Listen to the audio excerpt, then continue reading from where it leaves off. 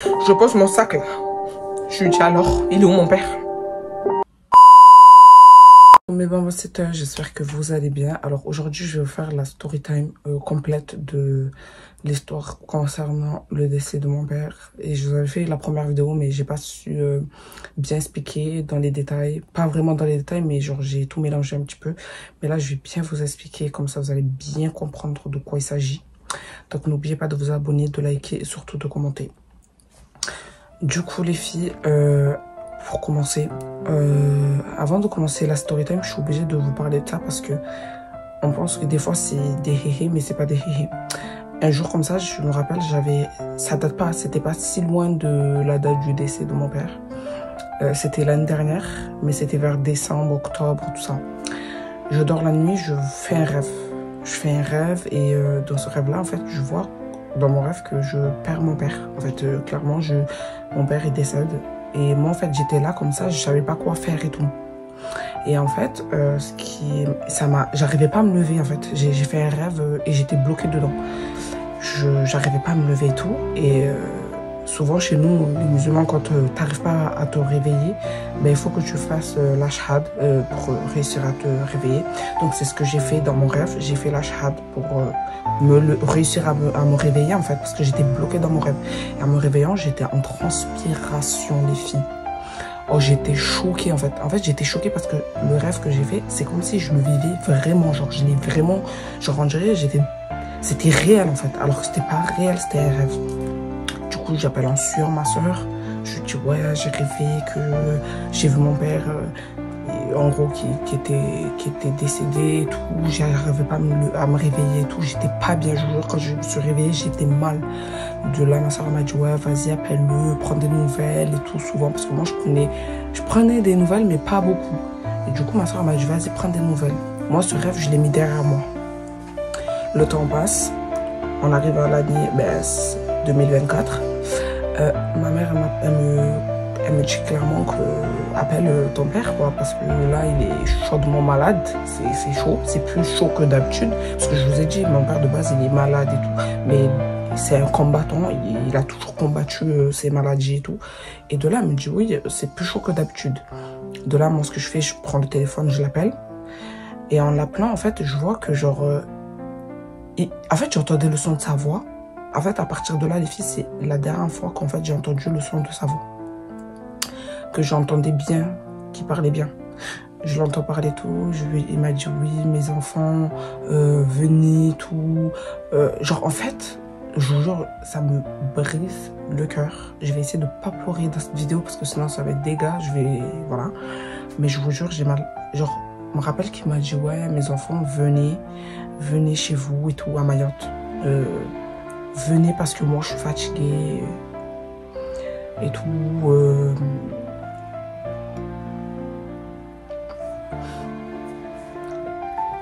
Il m'a dit qu'en gros il était fatigué, qu'il fallait qu'on vienne.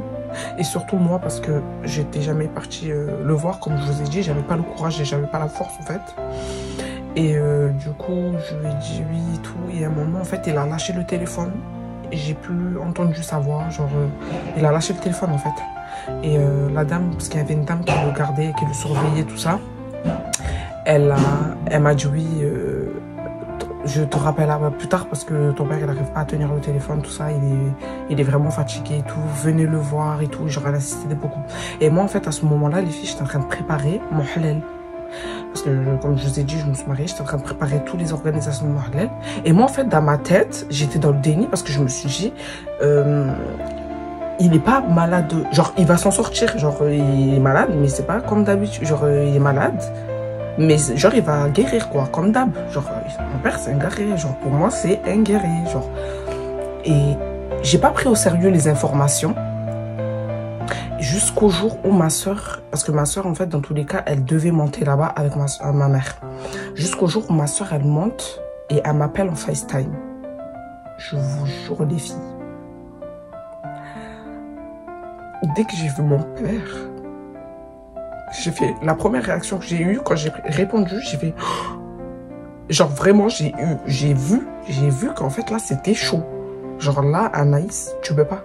Genre là j'ai dit je plaque tout. je plaque tout, je ne fais pas de mariage. Mon père, il est au bout. Moi, je vais faire un mariage, jamais. J'ai tout plaqué les filles. J'ai pas fait de mariage. J'ai dit à toutes mes copines, c'est annulé. Je prends un premier billet, je monte. Je peux pas. C'était au-dessus de mes forces, j'arrivais pas. Genre, j'ai vu ça, j'ai dit non. Et en fait, dans ma tête, je me disais que c'est vraiment peut-être la fin, en fait, là. Genre, c'est la fin. Donc, Anaïs, va le voir. Prends ton courage à deux mains. Si t'as de la haine, enlève ta haine et va voir ton père, en fait. Parce que là, je sentais que c'était la fin, en fait.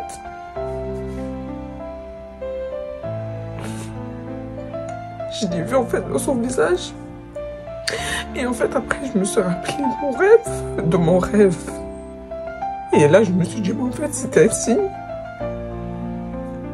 Parce que des fois, tu fais des rêves et je te dis, c'est des rêves... Vas-y, c'est pas des vrais rêves, mais des fois, tu fais des rêves. Genre, c'est des rêves, genre, pour te prévenir de quelque chose. Je sais pas si vous croyez en ça. Moi, en tout cas, j'y crois. Il y a des rêves prémonitoires, les pressentiments, tout ça, là, moi, j'y crois. Parce que les fois où j'ai pas voulu m'écouter, j'ai toujours regretté. Du coup, je me suis dit, ouais, là, en fait, c'est réel. Genre, je suis vraiment dans le rêve, quoi. C'est réel. Le rêve m'avait prévenu, en fait. Du coup, je suis partie avec ma soeur, j'ai appelé ma soeur, je lui ai dit oui, l'état de mon père c'est mort, je fais pas de mariage, j'annule tout, accompagne-moi, je vais aller chercher un billet. Dieu merci, Dieu il est avec moi. Je suis allée à l'agence, comme par hasard, j'ai trouvé un billet. Je sais pas on était quel jour, je crois on était mardi, j'ai trouvé un billet pour jeudi, pas cher. J'ai pris le billet, je suis montée. Dites-vous, dans l'avion, j'étais en train de prier. Et au téléphone, comme je vous ai dit dans la première vidéo, j'ai dit à mon père de rester fort, de m'attendre et tout. Et c'est ce qu'il a fait. Et en fait, arrivé là-bas, avant ça, ma soeur, en fait, elle nous racontait tout ce qui s'est passé. Parce qu'on a un groupe, nous, de famille, où on raconte tout par rapport à trucs de famille et tout, les mariages, tout ça. Ma soeur, elle faisait, en gros, elle nous disait tout ce qui se passait là-bas. Et en fait, elle m'avait dit avant, quand ils sont arrivés là-bas, elle et ma mère, genre, elle me disait comme quoi ces enfants, des monstres, des sourcils. Je vous explique, eux, en fait, en bref, on n'a jamais été proche d'eux et mon père, il n'a jamais essayé de nous rapprocher avec eux parce que mon père, il savait depuis le début qu'ils avaient la haine de nous, qu'ils n'étaient pas contents pour lui, qu'il s'est remarié avec ma mère, parce qu'il s'était marié avec sa mère, voilà, bref, ça n'a pas marché, ils n'étaient pas contents, ils ont mal, du coup ils ont fait tout de leur possible pour que, vu que c'est des sorciers, pour que ma mère et mon père se séparent. Avant, je me rappelle, ils venaient en bas de chez moi, ma mère était enceinte de ma petite soeur, mon père il allait se battre avec eux pour vous dire, mon père il les a jamais laissés, et je vous jure, hein, tout ce qu'ils ont fait, tout ce qu'ils nous ont fait là aujourd'hui, j'ai juré devant Dieu que si mon père il serait encore en vie et qu'il aurait eu la force qu'il avait à l'époque, la vie de ma mère il serait jamais venue. Eux, ces enfants, les sorciers, seraient jamais venus devant nous comme ça pour nous faire des fous. Mon père, il les aurait tous terrassés, un par un. Et ça, mon père rigolait même pas avec ça à l'époque. Mon père, il ne rigolait pas du tout avec ça. Et dites-vous que même ma mère, elle rigole pas avec ça parce que même enceinte de ma petite soeur, elle était prête à faire le catch. Donc, écoutez seulement. De là, on n'a jamais été proche d'eux. Donc ça veut dire que avant, dès que eux ils ont entendu, en fait eux je vous explique ce qu'ils ont fait. Quand ils ont su que mon père il était gravement malade, ils l'ont pris, ils l'ont jeté. C'est le terme. Ils l'ont jeté à l'hôpital à Mamoudzou. À Mamoudzou, mon père était à Mamoudzou. Ils l'ont lancé à l'hôpital, dans un autre hôpital, justement parce qu'ils savaient que nous on allait descendre. En vue de la situation, on allait descendre d'urgence pour aller le voir, mon père. Et c'est ce qu'on a fait. Ils savaient ça. Et du coup, ce qu'ils ont voulu faire, jusqu'à la fin, je vous dis, c'était des monstres. Ils ont pris mon père, ils l'ont jeté dans un hôpital à l'autre côté. Dans l'autre côté de Mayotte, il faut aller prendre le bateau, les filles. Le bateau, tous les jours. Je vous jure, en plus, on était en mois du Ramadan. Subhanallah, on était en mois du Ramadan. Je suis obligée de le dire. Ce mois sacré, même ce mois sacré, ils n'ont même pas peur de Dieu. Déjà avec ce qu'ils ont fait, est-ce qu'ils ont peur de Dieu même? Ils n'ont pas peur de Dieu. En mois du Ramadan, les filles, je vous jure, tous les jours, moi et ma soeur, on prenait le bateau. Moi, des fois, j'allais faire des malaises, des malaises. Je suis arrivée là-bas, j'étais un peu... J'avais pris du poids, parce que je fais la salle de sport. Je suis arrivée là-bas, j'étais comme ça. Jusqu'à pour vous dire, à la fin, je suis tombée malade. Écoutez seulement. De là, ils l'ont jeté à l'hôpital de l'autre côté. Ils ont pris tous ses papiers, ses cartes d'identité, ses sous, ses clés. Ses clés qu'il avait dans le cou, parce que mon père il portait ses clés dans le cou pour vous dire à quel point il a confiance en personne. Il portait ses clés dans le cou. Et quand il était à l'hôpital, comme je vous ai dit, il bougeait plus. Il était invalide, il bougeait plus. Et en fait, ma soeur, quand elle est arrivée, eux, ils étaient là. Ils étaient là, ils faisaient semblant. Il parlait avec lui et tout. L'autre qui prenait le téléphone. Alors que mon père, il voulait pas les voir, mon père. Clairement, il voulait pas les voir. Mon père, il était là. Il était allongé comme ça. Il les regardait. Il les regardait. Faire leur speech, leur show. Parce que clairement, c'était chaud. Parce qu'entre son fils là, son grand-fils là, que lui n'a jamais pris de ses nouvelles. C'est très rare qu'il prenait de ses nouvelles. Écoutez-moi bien. Et là, tu vois l'hypocrite parce qu'il y a la sorcière numéro 1. Elle, on va l'appeler Karaba la sorcière. Elle, c'est la chef du gang. Et retenez bien, Karaba la sorcière, c'est la chef du gang. C'est elle qui maîtrisait tous les autres frères et sœurs là. Elle prend le téléphone, elle est là, elle dit quoi? Papa, regarde, là, il y a ton fils, il te parle. Alors que mon père, il est allongé dans un lit d'hôpital. Tu attends que ton père soit allongé dans un lit d'hôpital, espèce d'idiot, pour prendre de ses nouvelles. Mon père est en train de le regarder comme ça seulement. Quand ma soeur et ma mère sont arrivées à l'hôpital, c'est pas, je vois, genre en gros, ma soeur, elle nous envoie un message, elle me dit quoi? Elles se sont emboucanées à l'hôpital. Est-ce que c'est le moment? C'est pas ma soeur qui a cherché la merde, c'est eux, Karaba la sorcière et ses frères et soeurs qui ont cherché la merde à ma mère et ma soeur en premier. Je vous jure seulement, quand ma soeur m'a dit qu'ils ont commencé à s'emboucaner, elle a commencé à dire que mon père il veut pas vous voir, nanani, nanana. Les filles seulement, quand ma soeur m'a raconté ça sur le téléphone, j'étais là en train de trembler parce que moi en fait, je vous ai dit, je suis quelqu'un, je n'aime pas discuter longtemps. Moi je te mets une correction. C'est ça en fait. Moi, je vous jure, je sais qu'on a passé l'âge et tout, mais en fait j'ai compris dans ce monde, ça sert à rien de discuter.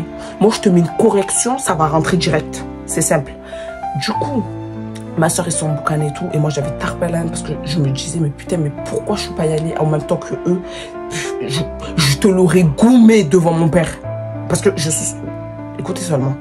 Sors boucanée et tout. Elle a dit à ma mère, ouais, sors de là, sors d'ici.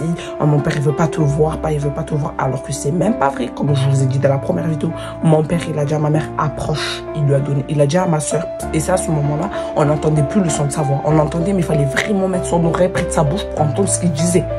Mon père, il a appelé ma soeur, il lui a dit, genre quand il parlait, et pour voir quand il parle, il faisait ça. Genre pour qu'on capte qu'il parlait, il faisait ça. Comme je vous parle là, mon père il parle comme ça. Là, exemple, là je vais vous parler, genre il parlait comme ça. Il fait, tu entendais rien. Mon père il a appelé ma soeur, il lui a dit, rapproche-toi. Il a dit, dis à ta mère de se rapprocher à côté de moi. Il lui a donné la main. Il lui a pris sa main. Il a pas bougé sa main, mais il a tenu la main à ma mère. Pour leur dire, parce que Zahma, ils ont dit que mon père, il veut pas voir ma mère. Ils ont inventé, mais après, je vais pas rentrer trop dans les détails, mais ils ont inventé tellement de trucs, les filles, des calomnies. Mais ça, on laisse tout à Dieu. Les calomnies qu'ils ont inventées, ils nous ont calomniés. Ils ont dit plein de dingueries. Ils ont essayé de monter mon père contre nous. Oh, c'est une dinguerie. Quand je vous dis c'est une dinguerie, cette histoire, ça mérite que le monde entier l'entende. Ils ont inventé plein de trucs en fait. Et en plus, quand ma mère elle arrive à l'hôpital, ils pensaient que mon père il était fâché contre ma mère. Alors que mon père n'était pas du tout fâché contre ma mère. Mon père il nous appelait. Mon père, malgré qu'il était séparé avec ma mère, il payait la pension alimentaire. Il était là, je vous dis. Mon père il était là jusqu'au bout. Il nous appelait, il nous disait, mes enfants, montez, je veux vous voir. Il n'aura jamais dit à eux, montez mes enfants, je veux vous voir. Et pourtant c'est leur enfant. C'est les enfants à mon père. Et de là, je vous explique. Ma soeur, il y a eu cet épisode et tout. Le docteur, il est venu. Il a dit, ouais, je sais pas quoi. Eux, ils sont partis.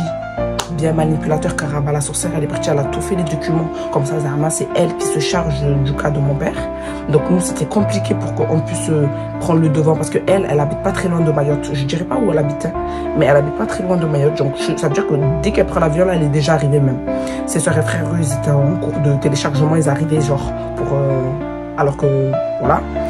Bref, et de là... Elle a fait la manipulation, elle a manipulé le docteur. Écoutez, parce que retenez bien ce docteur, je vous jure les filles, j'ai dit seulement, je le maudis. Restez là, vous allez écouter seulement. De là, elle a manipulé le docteur, elle a manipulé tout le monde pour qu'en gros les gens ils font ce qu'elle veut. Du coup, en plus Mayotte pour moi c'est des corrompus. Vous pouvez m'afficher jusqu'à demain matin. Mayotte, c'est des corrompus. Je vais vous dire pourquoi. Et je sais ce que je dis. Parce que je suis allée. Mayotte, pour moi, c'est des corrompus. Avec ce qu'ils ont fait, là.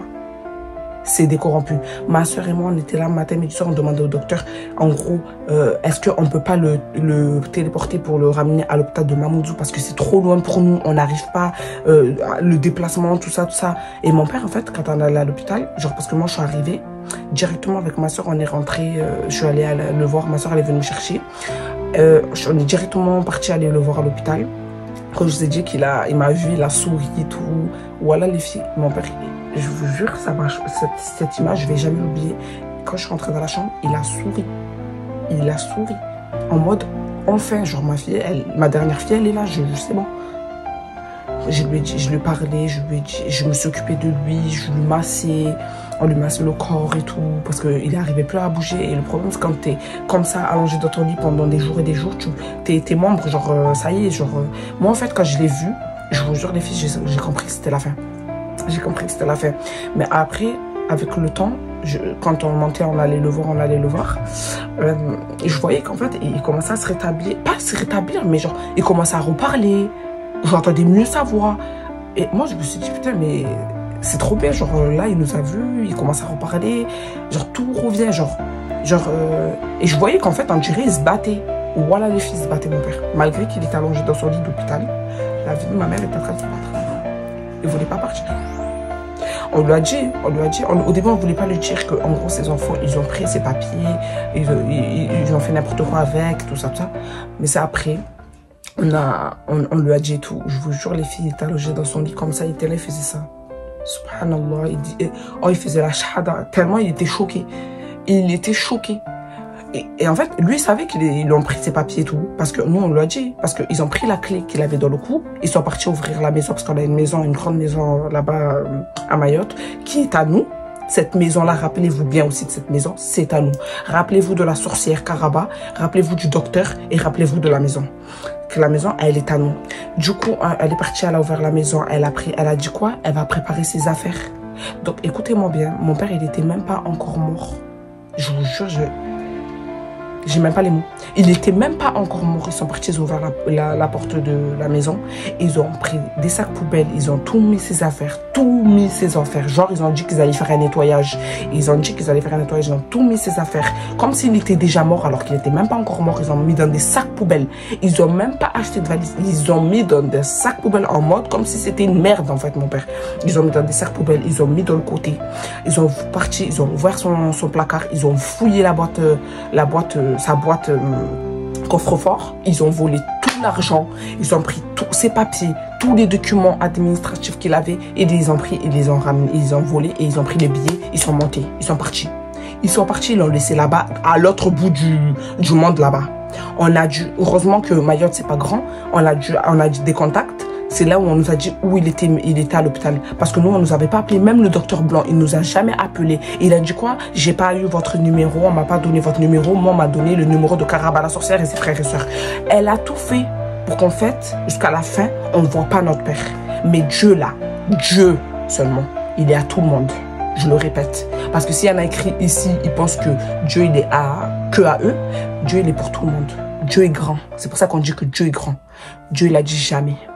Jamais. Il a dit que on va le voir, mon père. Wallah, on l'a vu. Il y a quelqu'un qui nous a appelé, qui nous a dit à quel hôpital il était. On est parti voir notre père seulement.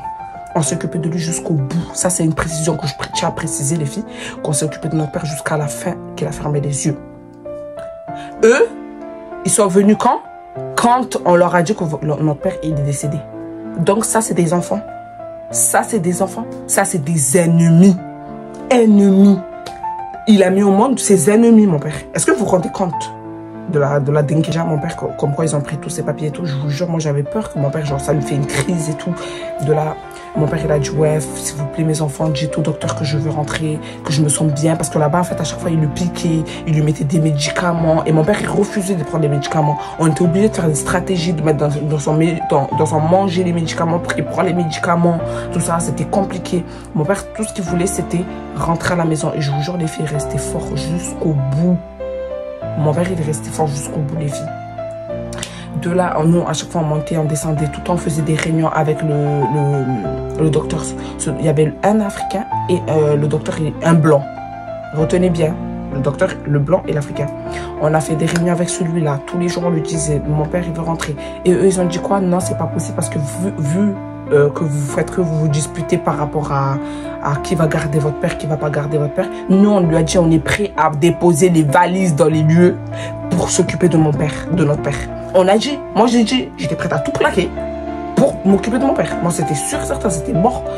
Mon père, il nous a dit, s'il vous plaît, mes enfants, dites au médecin que je vais rentrer à la maison. J'en ai marre ici. À chaque fois, ils nous mettent des piqûres, ils me donnent des médicaments. J'ai l'impression que ça me rend encore plus faible. Et mon père, c'est quelqu'un qui a toujours été, il a eu des maladies, tout ça. Il n'aimait pas prendre des médicaments. Il aimait bien guérir de lui-même. Et là, en fait, le fait qu'on lui donne des médicaments, genre ça, il se rendait compte que ça le rendait encore plus faible que ce qu'il pensait, en fait.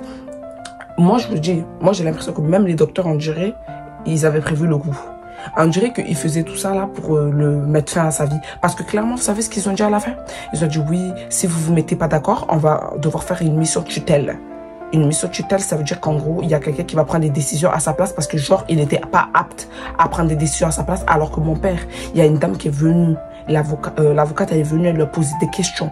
Mon père, je vous jure, il a su répondre. Il a su répondre 2 fois, mon père, il a fait les questions. Et 2 fois, il a répondu. Il a dit qu'il voulait rentrer chez lui. Il a dit aux médecins, les médecins qui sont le blanc et l'africain et l'assistant social. Il a dit. Et moi, je lui ai demandé, est-ce que tu as réussi à parler quand ils t'ont posé les questions? Il m'a dit oui. Il m'a dit, mes enfants, s'il vous plaît, s'il vous plaît, écoutez seulement la cruauté de ces docteurs. Ils ont dit, ouais, il va falloir attendre parce qu'il a une mission de tutelle, je sais pas quoi. Au final, ils nous font balader. Après, un jour, il nous fait une réunion, il commence à nous raconter un bail qui date d'ancien, comme quoi, avec ma mère. En fait, je vous jure, hein, aucun rapport, mais il est parti sortir des choses qui n'ont aucun rapport. Là, on ne te parle pas de ça. Il nous parle du passé alors que c'est même pas ça le sujet, c'est pas ça le terme. De là, ma mère, elle dit quoi? Ma soeur, on le regardait, on lui a dit, mais c'est quoi le sujet là? C'est quoi le rapport? Genre, nous, on vous dit que mon père, il veut sortir, qu'il sent bien, qu'il veut rentrer à la maison, en fait. Et que même, mon père, même s'il il se sentait pas bien, peut-être qu'il voulait juste rentrer chez lui, en fait. Et que même s'il meurt, il voulait mourir dans son lit, chez lui. Et de là, je vous explique, je pense que la vidéo, elle va être longue, donc il y aura une deuxième partie. Mon père, du coup, on a fait les réunions et tout. Ils nous ont pas calculé, ils ont fait comme si ils étaient sourds. Notre numéro, on donnait notre numéro, ils faisaient semblant de noter, ils ont même pas noté. De là, les filles, vient un jour, elle, en fait, elle n'était pas encore arrivée. Et en fait, un jour, je vous explique, il y avait pas, je crois, un jour, il y avait une grève de taxi. Ouais, il y avait une grève de taxi.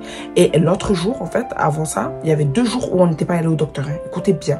2 jours là où on n'était pas allé au docteur. Et en fait, dans ces 2 jours-là, les filles, mon père... non, dans ces 2 jours-là, les filles, je ne sais pas qui est parti voir mon père dans ces 2 jours-là. Parce que nous, on ne pouvait pas, parce que déjà, on s'est embrouillé avec les gens, les locataires qui habitaient dans la maison. Parce que mon père, il a loué des chambres et tout. Et il y a des gens qui habitent dedans. Les locataires, on s'est emboucané avec eux. Vous savez pourquoi? Parce qu'ils n'ont pas voulu payer l'électricité. Ça veut dire qu'ils nous ont coupé l'électricité. On n'avait plus de batterie. Ça veut dire qu'on ne pouvait pas aller voir mon père. Ensuite, supplément, le lendemain, il n'y avait pas de taxi. Donc, on n'a pas pu y aller non plus. Parce que là-bas, ça marche avec des taxis. C'est pas comme ici. Là, il y a des bus. Genre, tu lèves la main et il y a le bus, il est là. Non, il n'y a pas de RTM là-bas. On a dû attendre le lendemain, en gros dimanche, pour y aller. Dimanche, ma mère, elle me dit, ma fille, prépare-toi, on va y aller voir ton père et tout. Moi, je suis contente, je lui dis, vas-y. Ça veut dire que mon père, en fait, il avait fait installer une clim. Les filles, je vous jure, wallah, aïe, je vous jure, les filles. Emmenez-moi à Moundir, je vais gagner. Les filles, là, dès que on s'est emboucané avec les voisins parce qu'ils ne voulaient pas payer l'électricité. Mais l'électricité, tout le monde disait, il faut que tu sors l'argent, alors que l'électricité, c'est eux tous qui l'utilisent. Ils l'utilisent tous. Mais eux seulement, attendez seulement, eux, ça sera une affaire d'État avec l'État, en tout cas. Moi et ma mère, on se prépare, on va et tout pour voir mon père. Les filles, c'est là où ça va commencer, ici, ça va péter. J'arrive et tout, moi je suis contente, je me dis, ouais, on va aller le voir et tout ça.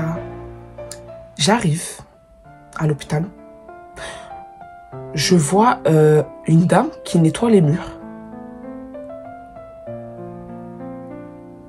Je la regarde, je lui dis, excusez-moi là, il est où mon père? Elle me regarde, elle me dit, allez voir le docteur. Je répète, où est mon père? Elle me dit, allez voir les médecins. Ils vont vous expliquer la situation. Je lui dis, mais non, la situation, tu me l'expliques là. Tu fais quoi dans la chambre de mon père? Tu nettoies les murs, tu lui nettoies pourquoi? Moi, j'avais pas compris en fait. De là, je vais voir le médecin, je tape à la porte, je lui dis, excusez-moi, telle chambre et tout, telle personne, elle est où? Je vois la tête de la dame, en fait, elle est bizarre. Elle me dit, attendez, je vais chercher l'autre médecin. Je dis à ma mère, maman, assis-toi, parce qu'aujourd'hui, je vais foutre le bordel ici. Ma mère, elle me dit à ma fille, reste calme. J'ai dit, non, maman, je ne vais pas rester calme. Il est où mon père? Je m'assois. Le docteur, il arrive. Il me dit quoi? Venez avec nous, on va à la salle. Dans une salle de réunion. Je pose mon sac là. Je lui dis alors, il est où mon père?